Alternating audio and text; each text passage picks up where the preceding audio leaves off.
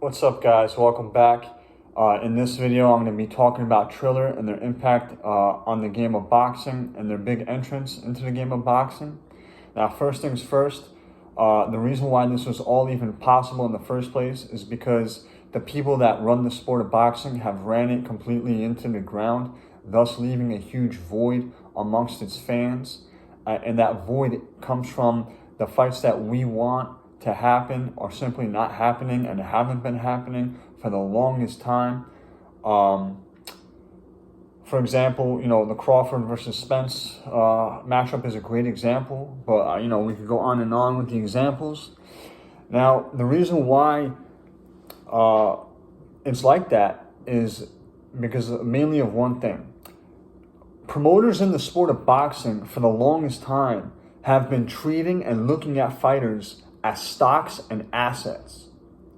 The reason why that is criminal and totally ass backwards is because promoters should be focused on putting on great shows and events for the fans to tune into and remember.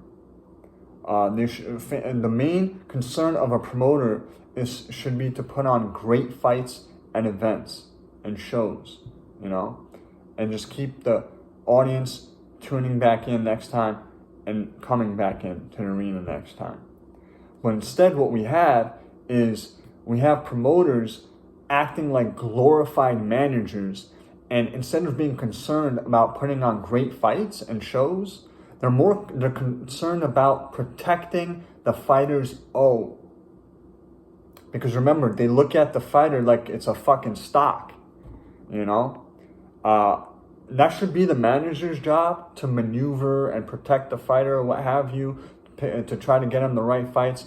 But the promoter's main concern should be to put on great fights, great shows, memorable shows, great events, events that people will remember where they were when they were watching them, stuff like that. That should be the main concern of a promoter, not to act as a glorified fucking manager, and it's certainly not to treat and look at a fighter as an asset.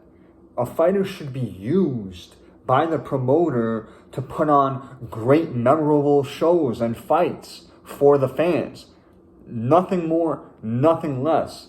A fighter shouldn't be used to maneuver and rob the fans and just build up a fake ass record like 20-0 and then finally put them in a real fight and cash them out. Nah, that's fucked up, and that's how the sport of boxing dies, and that's why we have Triller coming in the way they're coming in, and that's why we got guys like Jake Paul making the splash that they're making, because there's a huge void.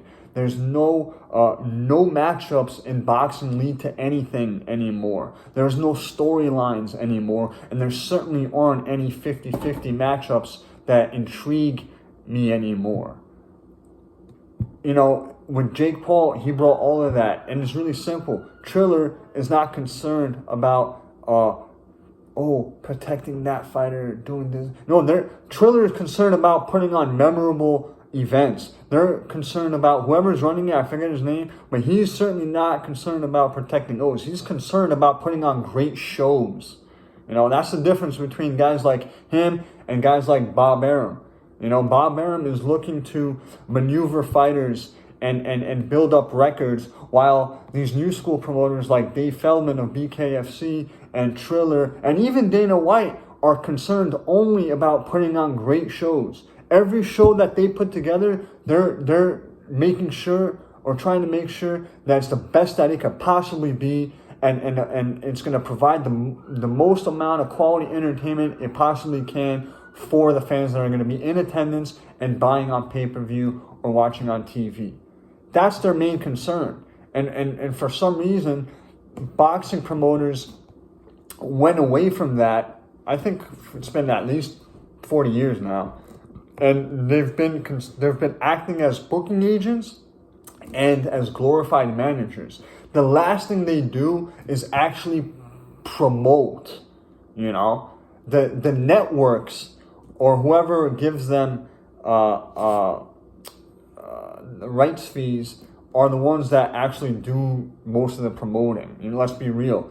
HBO did more promoting than any fucking promoter that had dates with them. You know what I'm saying?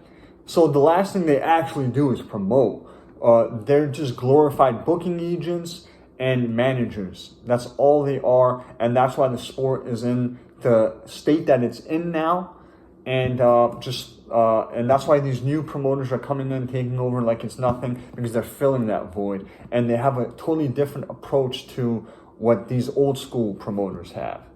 I hope that I was able to get my thoughts out clearly. I hope that I made it easy to understand. Thank you for tuning in, and I will continue to pump out more videos. Catch you guys later. Peace out.